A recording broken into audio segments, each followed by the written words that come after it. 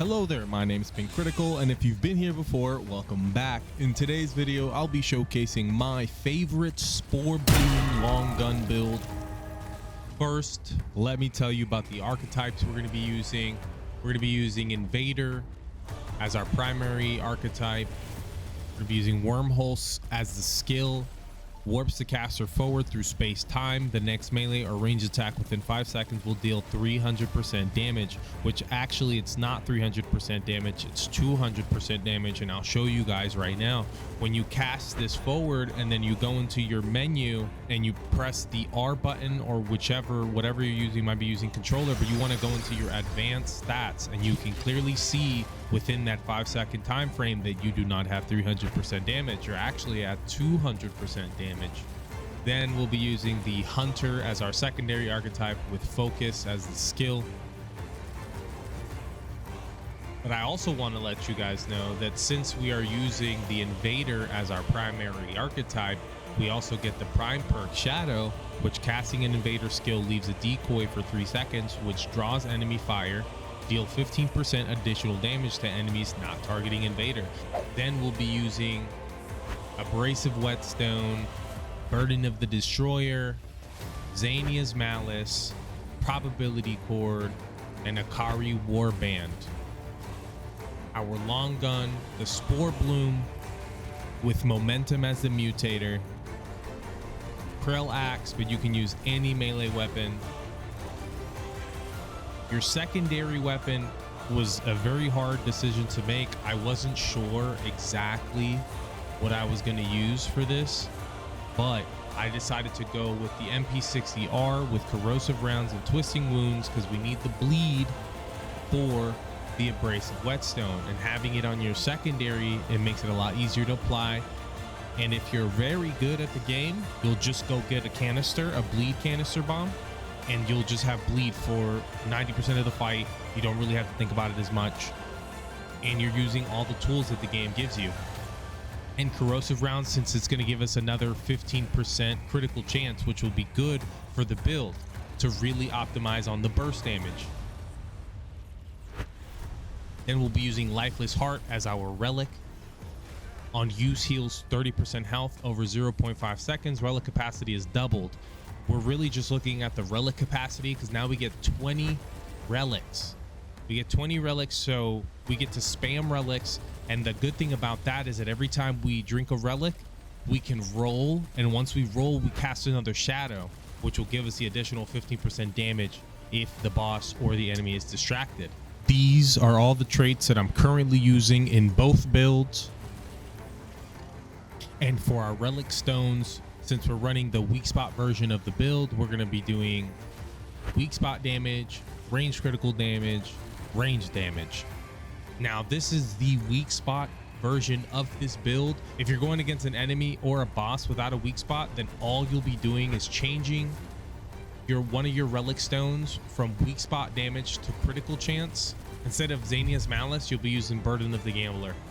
And I do want to mention that in 2 out of the 3 fights in the video, I didn't use the MP60R with corrosive rounds and twisting wounds. I used the cube gun with twisting wounds because I thought that was a better option until I used the MP60R with corrosive rounds and twisting wounds. But everything else is the same, and now you have 2 different versions of this build. I hope you guys enjoy the video. Thank you guys for watching. Peace out.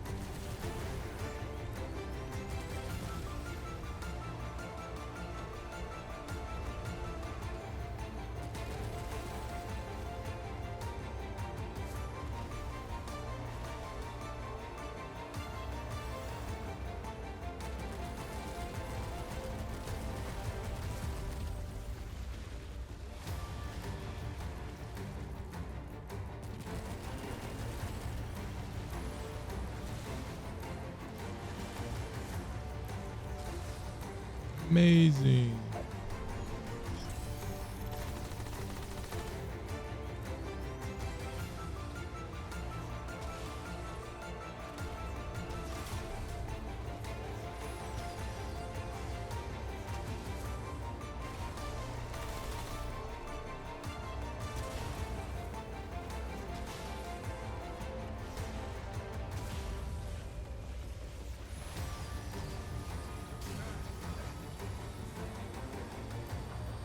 Um,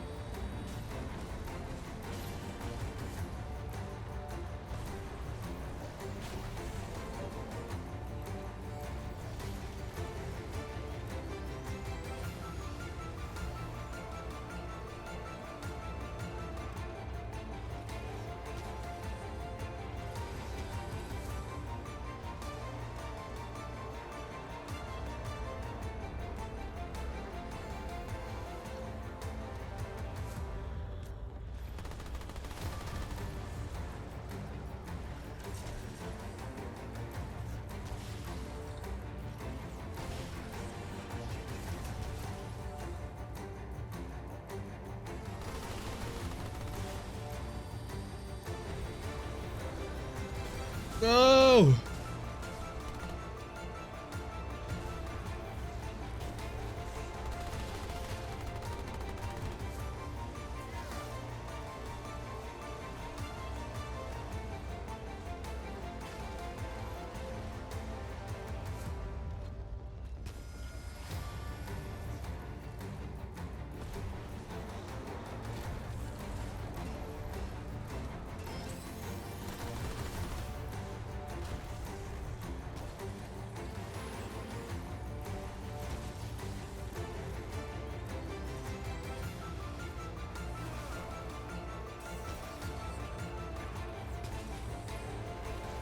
Oh, I did not realize homeboy was right there.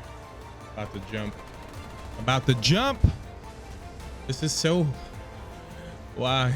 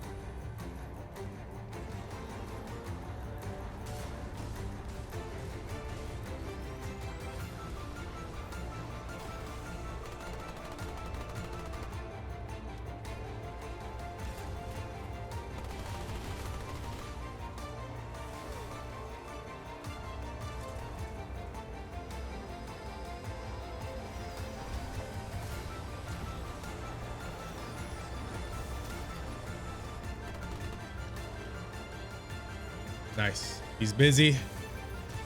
Get him out of here. Get this thing out of here. Get it out of here. Yes. Yes. Oh my gosh, man. That was nuts.